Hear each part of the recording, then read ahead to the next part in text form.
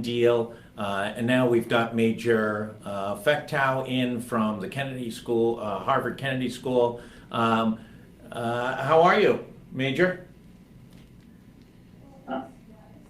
Hey, Josh, and first and foremost, thank you very much for having me. I just want to say that my views are not endorsed by the U.S. military. And I think they've let us know that as well. Just kidding. Matt, you wrote a very interesting piece about Chelsea Manning and the controversies up at the Kennedy School. Walk us through what the situation was. She had been invited to be on the faculty there? No, that's not entirely correct, Josh. She was actually invited to be a visiting fellow at the Harvard Kennedy School. She was going to be at the Kennedy School for approximately just one day, talk to the faculty, talk to the students, and then she was going to leave. Oh, it was just a one-day visit? Correct. Oh, okay. I think most everybody's misunderstood that, thought that this was an ongoing relationship between Harvard and her. Now, she obviously was prosecuted by the United States military about 7 years ago, I think in 10, and she was sentenced to 35 years. And walk us through what happened there. She turned over secret documents to WikiLeaks. She has her side of the story. The United States military has her side. Walk us through that a little bit.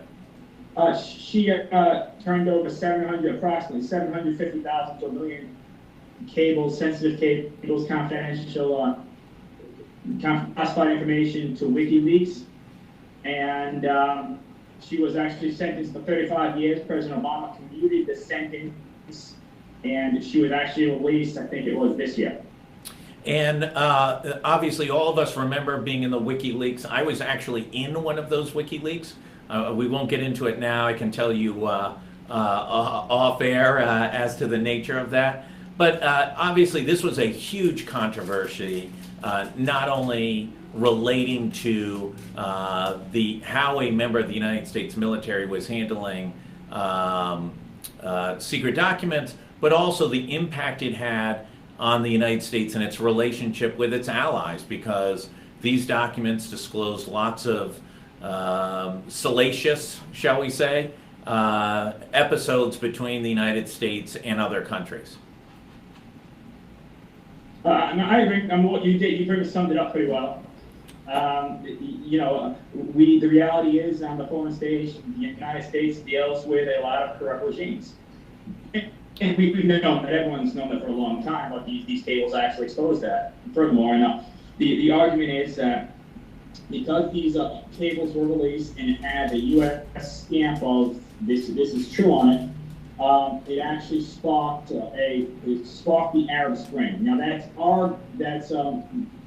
some have disputed that. I don't necessarily believe that it was just this one instance where they read the cables and then they decided to be committed to revolution. However, there is some argument to be had that it did at least fuel the revolution throughout the Middle East during the Arab Spring.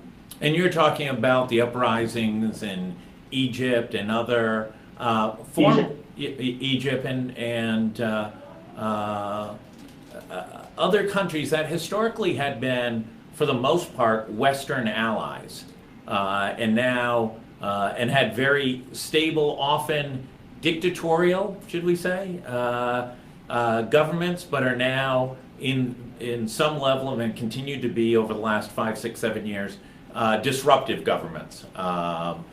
Talk a little bit about that and what the takeaway for what the complexity of that is for the United States military. You've served over there. You just left Kuwait. What's the impact in those countries? Well, they obviously don't want their business exposed. They don't want to. They don't want people to know what goes on, how corrupt they are. And the reality is, when you're dealing with dictatorships, there's going to be a lot of corruption. Right. But I think that I'm not necessarily too happy with the way these cables were presented to the world. I do think that 750 to a million cables, classified information that could have seriously seriously harmed or undermined our national security if it hasn't already. Chelsea gets announced. She's Harvard invites her, and then talk to us about what happened next. The dean Elmendorf, okay, I'm sorry. Let me go. Yeah, the director of the CIA, Michael Pompeo, he was going to visit. He was going to just give a lecture that day. He was going to talk in a forum. It was a lot of students were looking forward to hearing what he had to say, and he just canceled at the last minute. In addition, Michael Morrell, he was a intelligence analyst under George Bush. He's also a current fellow. He's not a visiting fellow. He's a fellow in residence.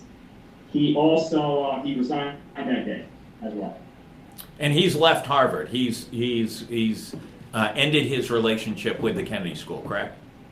Yeah, as far as I know at this point, yes, unless he's reconsidered, given the fact that Chelsea Manning, her fellowship has been revoked.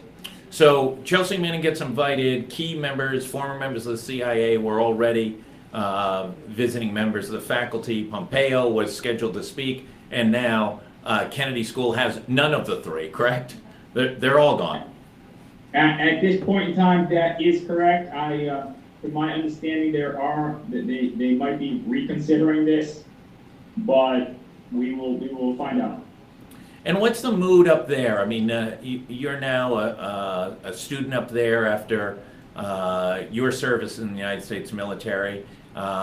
What's the overall reaction up at the Kennedy School? And also put into the context that most of the folks that you're in classes with that are in your program are very accomplished professionals. This is a mid-career type program, correct, Matt? No, absolutely. They're accomplished professionals. I gotta say, some of them very disappointed. I was very disappointed. I'm a Democrat. I consider myself a progressive Democrat, but I would have liked to hear what the director of the CIA had to say. I think they add a valuable contribution to the Harvard community. I was disappointed that he did not show. I'm disappointed Mike Morrell has decided to resign. I think that their voices, while I may disagree with what they have to say, they added some valuable diversity. I do know that a number of student groups have gotten together, and there's actually a couple people picketing today outside the Kennedy School. But a couple groups did get together, and they're calling on Sean Spicer, who is a fellow, and Corey Lewandowski. They're calling on both Sean Spicer and Corey Lewandowski to lose their fellowships at Harvard University. So I guess that's really the question is, we're in these academic, listen, we saw it at Brown a few years ago. The police commissioner came to Brown University. Students shouted him down. He never even got to make a presentation. President Paxson did a report on that and said, listen, we've got to have a freedom of expression of all points of views on college campuses. You don't have to disagree with them. You don't need to attend them, but you do need to allow them to come and voice their opinion. Is Harvard running into, the one thing about the Kennedy School is, I don't care who you were, Democrat or Republican, literally the top people in the country came up there to speak regardless, from all political persuasions. Is the Kennedy School now getting itself into a real pickle in which this one can't speak, that one won't speak, if I don't like who's speaking, I'm going to quit, and etc. Are we running into a little bit of problems up there? I can see that. I disagree with Mr. Morrell and Mr. Pompeo with their reaction to the Chelsea Manning issue. The dean, though, he is inviting a number of conservative voices, such as Sean Spicer, who I'm not, I disagree with profoundly. And in addition, he is, from my understanding, there are discussions to have more conservative voices that we might not be in agreement with. I just have to say that the more diversity we have, regardless if we agree or disagree with people, the better for our community here. Any other things you want to get across? What do you think happens next? That's a good question. Unfortunately, I'm not sure. I would like to include more conservative voices here.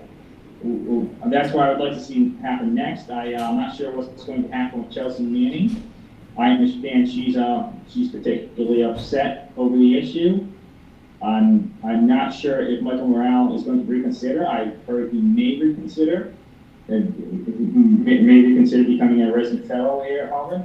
Let's find out, and let's hope he does. I disagree with him again, but I would like to hear what he has to say, and I would appreciate his perspective. But as far as anything else going on, I really can't speculate at this point in time. Well, listen, I appreciate, will you keep us up to date on this? Appreciate you taking the time.